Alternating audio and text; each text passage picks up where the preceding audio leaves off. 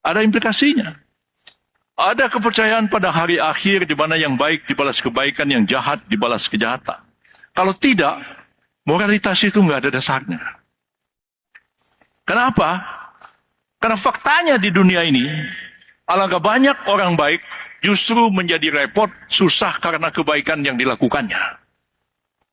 Sebaliknya banyak orang jahat, makin enak aja, makin kaya raya, ya, banyak rezekinya, makin berkuasa, panjang umur, sehat walafiat, nggak mati-mati.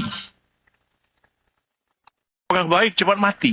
Makanya sebenarnya ente jangan jadi orang baik cepat mati. Lalu kalau memang begitu, buat apa jadi orang baik? Jadi orang jahat aja sekalian. Nah, moralitas itu penting.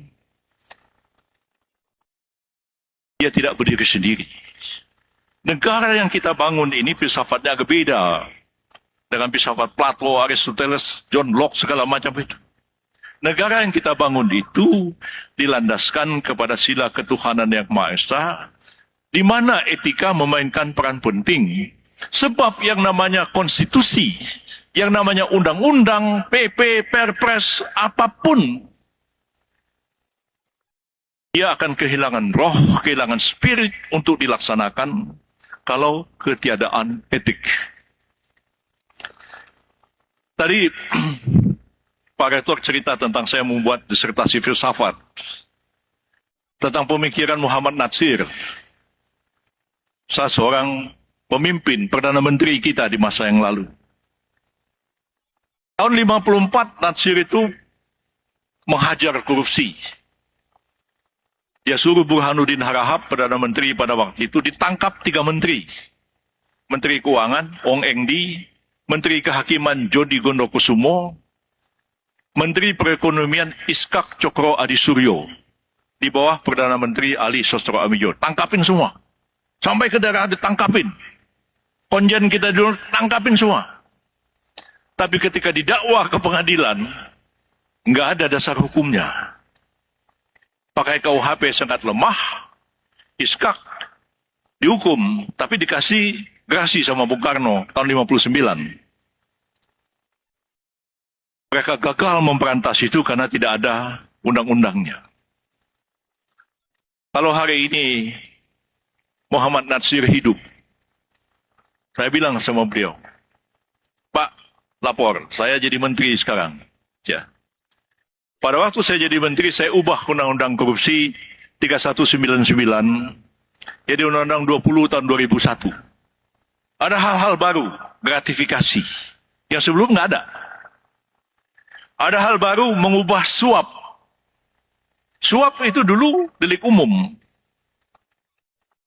Orang nyuap wasit sepak bola. Suap. Saya ubah. Kalau yang disuap adalah swasta, itu delik KUHP. Tapi kalau yang disuap penyelenggara negara, korupsi. Itu saya yang bikin. Tahun 2001. Lalu saya juga sebagai Menteri Kehakiman waktu itu mengajukan rancangan undang-undang tentang pembentukan KPK. Kontroversial. Jadilah KPK sekarang ini. Tahun 2003 itu juga saya ikut menandatangani United Nations Convention Against Corruption. Konvensi PBB melawan korupsi. Saya tanda tangan sama Kofi Annan di markas besar PBB di New York. Diratifikasi tahun 2006. Saya juga bikin undang-undang tipikor sebagai Menteri Kehakiman waktu itu. Pak Natsir tahun 54 gagal memberantas korupsi karena tidak ada undang-undangnya. Kalau sekarang saya ketemu Pak Natsir, dia masih hidup, saya tanya, Pak Natsir, dulu Bapak gagal nggak ada undang-undangnya. Sekarang nggak ada, Pak. Undang-undang korupsi ada, ya. Jaksa, polisi, KPK berwenang menyidik korupsi. Undang-undangnya cukup, pengadilan tipikornya ada, dan segala macam ada. Tahun 54 itu apa yang Bapak menyebabkan Bapak begitu gregetan menghadapi korupsi?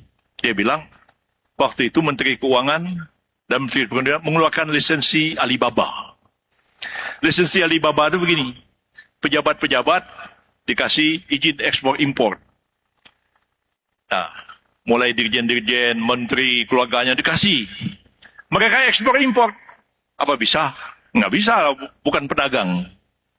Dijual sama pedagang non pribumi izinnya itu. Maka dibilang lisensi Alibaba.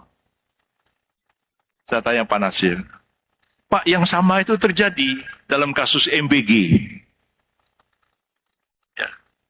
Pak Prabowo, Pak Presiden punya cita-cita yang sangat baik. Ini bangsa Indonesia ini sudah 80 tahun merdeka, IQ-nya masih jeblok.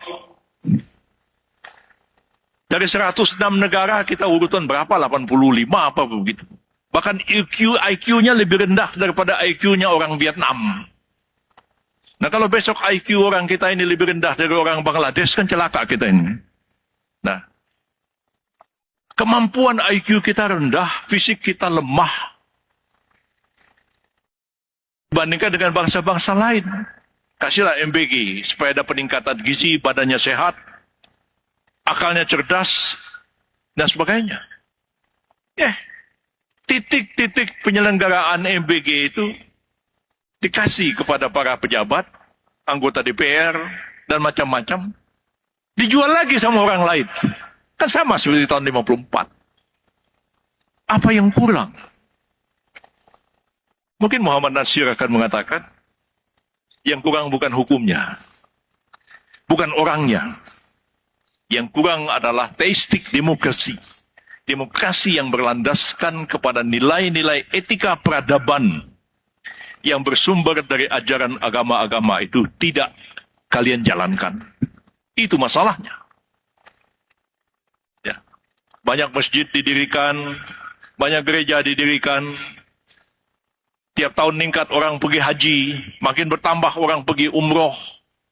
Lebih banyak yang pakai jilbab daripada nggak pakai jilbab. Tapi kalian baru melaksanakan agama itu, ya, secara zahiriahnya saja, belum kepada hakikat dan substansi agama itu sendiri. Makanya demokrasi tanpa etik, konstitusi tanpa etik, undang-undang tanpa etik, bukan berarti apa-apa.